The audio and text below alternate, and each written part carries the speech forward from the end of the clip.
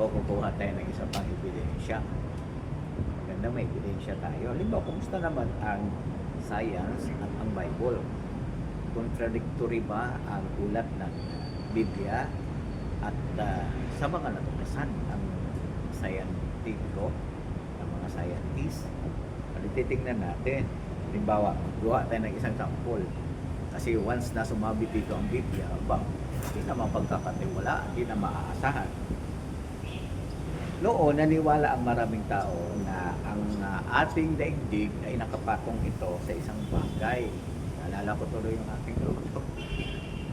Kasi nung lumindol ng malakas, ramdam talaga, umuuga yung lupa. Sabi ko, Lolo, bakit gumagalaw yung lupa? Sabi ng lolo, ay nako, ako kasi pagod na yung malaking hayop na pasan-pasan ang ating mundo. Ay napagod siya, lipat-lipat niya yung kanyang paa. Ay gumalaw. Ako naman, siyempre maliit pa ako, naniwala naman ako. Pero ano ba ang sinabi ng Biblia? Well, sa ngayon, natuklasan na hindi ganon. Katunayan, alam na natin na tayo ay nasa solar system at ang mga planeta, gaya ng planeta natin, Earth, ay umiikot around the sun at ito ay nakasuspended o nakabitin ito sa kalawakan. Di ba ano natin yan na pag-aralan? Ngayon, pero pansinin ang record mismo ng Aklat ng Hope. Ang record nito ay 3,500 years ang edad nito. Siyempre, matagal nang inuulat dito, 3,500 years ago. Ano ang sinabi sa Hope 26:7? Titingnan natin ang Hope 26:7. Sasabit kaya ang Biblia? Tingnan natin. Sa 26:7 ng Hope, ganito ang sinabi.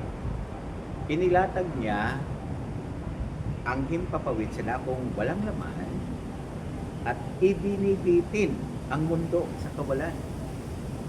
Nakahang daw ang ating Earth sa space.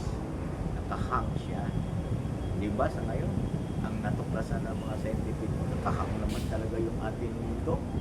So tama. Tandaan natin, mahigit na 3,500 years ang nakalipas. Di ba kahanga-hanga yun? Hindi sila nagkukontrahan. Pagman lumang aklat ng Biblia, kung tumpak ito, may kaugnayan sa siyensya. Baka naman ito hindi aklat ng science. Tumpak siya. Kuha pa tayo ng isa pang sample. Yung sample na inuulat ng Biblia, tapos kung ano yung natuklasan ng mga scientifico. Halimbawa na, tama. Ulat na nasa Hope 36, 27, 28. The same ito. 3,500 years ago. Sinasabi rito, tinitipon niya pa itaas ang mga patak ng tubig, namumuo ang manipis na ulap para maging ulan, at ibinabagsak yun ng mga ulap at ibinubuhos sa sangkatauhan. Anong nasa isip mo kaagad dito? Na pumapaitaas ang patak ng tubig, water vapor yun, evaporation. Namumuo ng manipis ng ulap, condensation yun. Alam natin yan.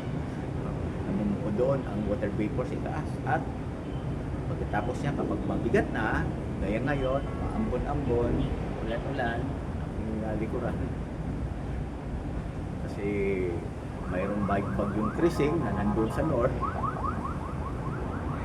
So, pinakikita dito na kapag mabigat na, bumabagsak, bumubuhos ang mga iyon, binubuhos yun ang mga ulap at bumubuhos yun sa katawan dito. Nagpayong ako kasi baba. So, anong pinatunayan ng dalawang ebidensya ito? Well, check. Kumbinsido tayo na hindi nagkukontrahan o nagkakasalungatan ang science at ang Biblia, siyensya ng Biblia. May dalawa na tayo na patunayan. Dalawa. Dagdagan natin kasi kapag tatlo, di mas mabigat. mas matibay. Ngayon, ang pinakamabigat na ebidensya na mapagkakatiwalaan ng Biblia ay ang hula. At yan ang tatalakay natin sa mga. Ang mga hula kaya ay na sinabi ng Biblia natutupad. Alamin natin.